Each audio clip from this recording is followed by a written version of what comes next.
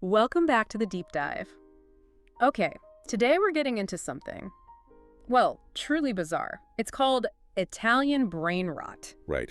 And it's been absolutely everywhere on Gen Z feeds this year, 2025. The brain rot part, that's kind of the point, isn't it?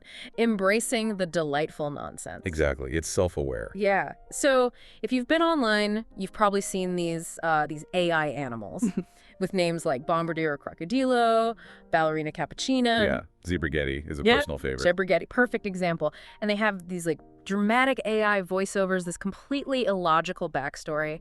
But somehow it's just captivating. It really is. So our mission today is basically to unpack what this weirdness is all about and maybe why it's hitting such a nerve. Where did this even start? Well, it's fascinating, and it really points to some new directions in internet culture. It seems to have bubbled up from meme accounts, people just experimenting with text-to-image AI. Yeah. You know, like DLAE, Midjourney. Those big ones. Yeah, those tools. And they started making these images that brilliantly mimic old Discovery Channel shows. Oh, okay. I see the connection now. Yeah, but instead of, actual lions or whatever, you get these totally fantastical creatures. And the descriptions are this kind of faux Italian gibberish, often just the weird stuff the AI itself spits out. Huh. So the AI is part of the joke. Absolutely. It functions as, like, comedy, but also total confusion. It's satire. It looks at AI's own absurdity, and weirdly, it's become a comfort thing for some people, just pure, unadulterated weirdness. That's really interesting, satire and comfort. So the big question then is, why? Why are we so drawn to this specific kind of weird? It feels like more than just, another fleeting meme. Yeah, I think you're right. If we look a bit deeper, Italian Brainrot isn't just random. It feels like maybe a societal thing, almost a coping mechanism for Gen Z. Coping. With what? Well, with the background noise, right? Global tensions, anxieties, all that stuff. But it's not really nihilism, like giving up. It's more surreal escapism. Okay. Escaping into the weirdness. Exactly. You embrace something utterly absurd, and it's like a little mental holiday where normal rules just don't apply. Yeah.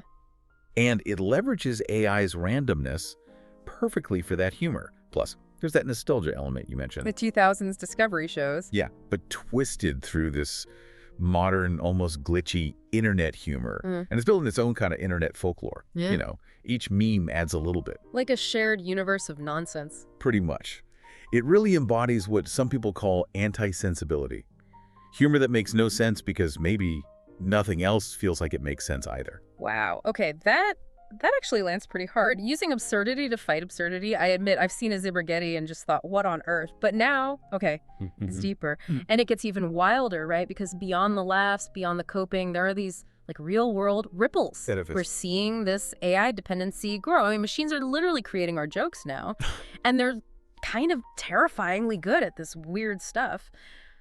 Does that change human creativity? Are we outsourcing funny? That's a huge question.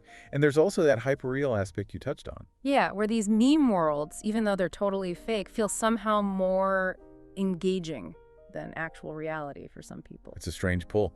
And then there's the whole meme economy angle. Oh, right. The meme coins, NFTs, people are turning this digital absurdity into actual, assets. Which is wild in itself. It's taking internet jokes and giving them tangible, or at least digital, value. So what does all this mean for you listening right now? Well, it poses that interesting question. Is this Italian brainrot thing just a joke, just satire? Or is it actually giving us a peek into maybe the future? How we'll interact with AI, with reality itself? A glimpse into the future through cappuccino-drinking hippos. Kind of. It's like a mirror, isn't it? Showing how we react to chaos by finding the funny and the completely absurd. It points towards a future where maybe our reality gets more blended with these AI-generated fantasies.